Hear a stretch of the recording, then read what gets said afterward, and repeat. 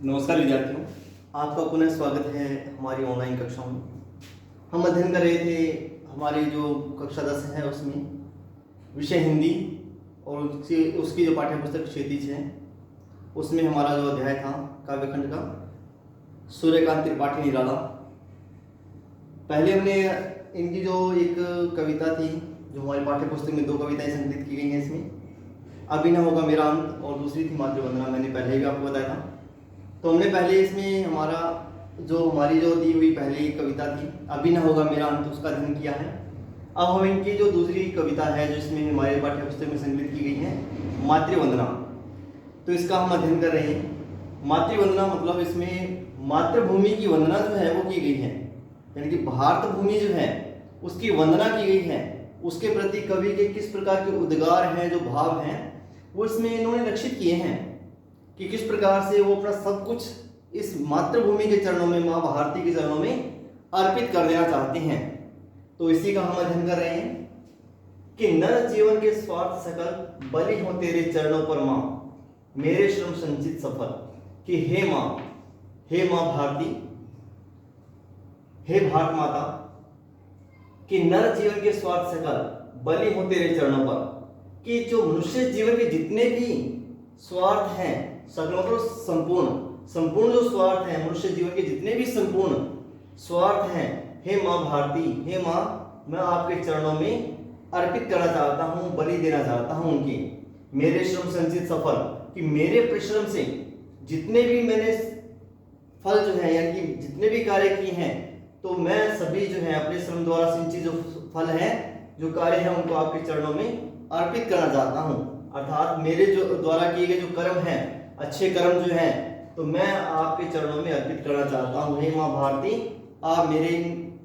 जो परिश्रम से जो अर्जित किया गया जो पुण्य है या जो कार्य है उनको आप स्वीकार कीजिए।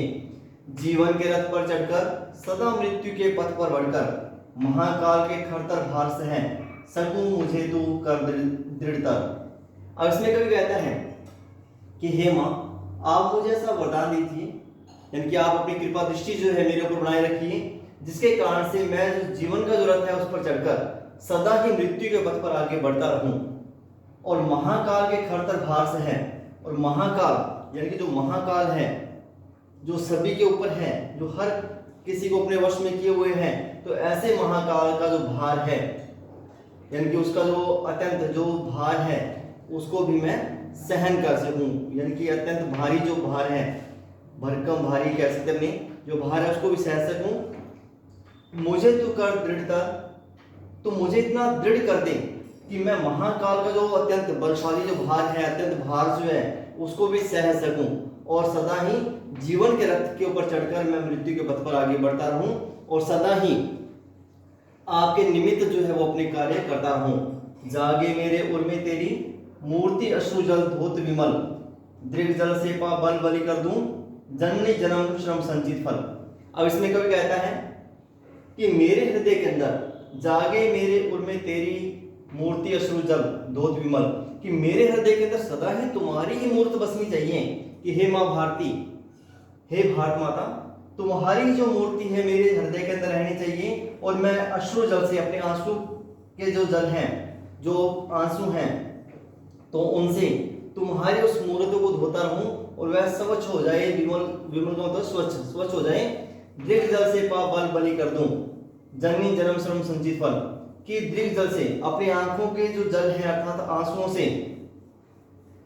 आपके ऊपर जो है अपने जो श्रम संचित, अपने परिश्रम से जन्म, मेरे जो जन्म में, इस जन्म में मैंने परिश्रम द्वारा जो भी फल संचित किया है, तो मैं आपके जो है ऊपर इसको बलिहारी करना चाहता हूँ। हे मातृभूमि, हे जननी, हे जन्म देने वाली,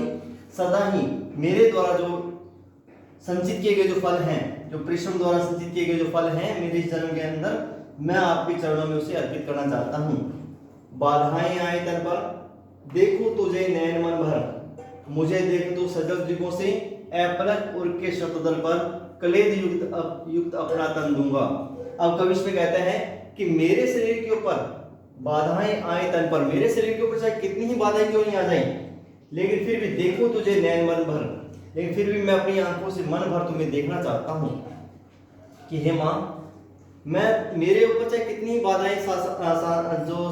शारीरिक कष्ट क्यों नहीं आ जाए, तो फिर भी मैं तुम्हें नैन भर अर्थात मन भरकर तुम्हें देखना चाहता हूं। मुझे देख तू सजल दृगों से ऐपलक उर के शतदल पर, कि मुझे तो देखकर, कि सजल दृगों से, सजल मतलब स प्लस जल यानी कि जल सहित, अर्थात इसमें आंखों से संबंधित है तो आंखों के लिए आएगा, कि तू मुझे अपने अश्रुपूर्ण दृगों से, नेत्रों से अपलक बिना पलक झपकाए देखती रहे, और उर के शतदल पर कलेद युक्त अपना तन दूंगा। और मैं तुम्हारे हृदय का जो शतदल है, अब शतदल कमल के लिए कहा गया है, कि तुम्हारे हृदय रूपी जो कमल है उसके ऊपर मैं अपना यानी कि जो तन है, अर्थात जो गीला तन है, अर्थात परिश्रम से जो श्रम है, जो पसीना है उससे युक्त जो है अपना जो शरीर है वो तुम्हारे चरणों में, तुम्हारे यानी कि हृदय की कमल के ऊपर मैं निछावर कर दूंगा, मुक्त करूंगा तुझे अटल तेरे चरणों पर देकर बलि सकल श्रेय श्रम संचित फल। अब कवि इसमें कहता है कि जो दास्तां में आप बंधी हुई हैं, दास्तां की बेड़ियों में बंधी हुई हैं, तो मैं तुम्हें अटल, जिसको टाला नहीं जा सकता, ऐसे अटल जो मुक्ति है वो तुम्हें प्रदान करूंगा, और तेरे चरणों पर देकर बलि, और मैं अपने जो बलि है वो तुम्हारे चरणों में दे दूंगा सकल श्रेय श्रम संचित फल। और मेरे द्वारा जितने भी श्रेष्ठ परिश्रम द्वारा संचित जो फल हैं वह सदा ही मैं आपके चरणों में अर्पित कर दूंगा। कहने का भावार्थ ये है कि सूर्यकांत त्रिपाठी जो निराला है, तो माता के प्रति यानी मातृभूमि के प्रति इनकी अनन्य जो भक्ति भाव है, राष्ट्र भक्ति जो है, वो इस कविता के माध्यम से मुखरित होती है, और वे हर प्रकार से अपना सब कुछ जो है मातृभूमि के चरणों में अर्पित कर देना चाहते हैं। चाहे उन्होंने अपने परिश्रम से कुछ भी अर्जित किया हुआ है, अपना जीवन जो है वह भी अपना इसमें अर्पित करने को वे तत्पर हैं। इस प्रकार से इनकी जो निराला जी की मातृभूमि के प्रति जो वेदना कह सकते हैं, जो भक्ति है, वो मुखरित होती है। तो हमें भी सांसारिक इस जीवन के अंदर हमें मातृभूमि के प्रति इस प्रकार का भाव रहना चाहिए, मातृभूमि के प्रति हमें भी समर्पित होना चाहिए, क्योंकि भारत भूमि जो है यह एक भूमि नहीं है बल्कि एक माता के समान है, हमारा पालन पोषण करती है। तो इसलिए संसार में किसी अन्य राष्ट्र को, अन्य भूमि को माता नहीं कहा गया है, बल्कि जो भारत की भूमि है उसे ही माता कहा गया है। तो इस प्रकार से एक माता के प्रति एक संतान का क्या कर्तव्य रहता है, यानी कि हर प्रकार से अपनी माता को प्रसन्न रखना, तो उसके हर प्रकार के दुखों को दूर करना, ऐसा ही लक्ष्य जो है वो कवि ने इसमें मुखरित करने का प्रयास किया है। आशा है कि आपको ये कविता अच्छे से समझ में आई होगी, और आप भी अपने जीवन के अंदर मातृभूमि के प्रति अटूट जो श्रद्धा है, जो विश्वास है,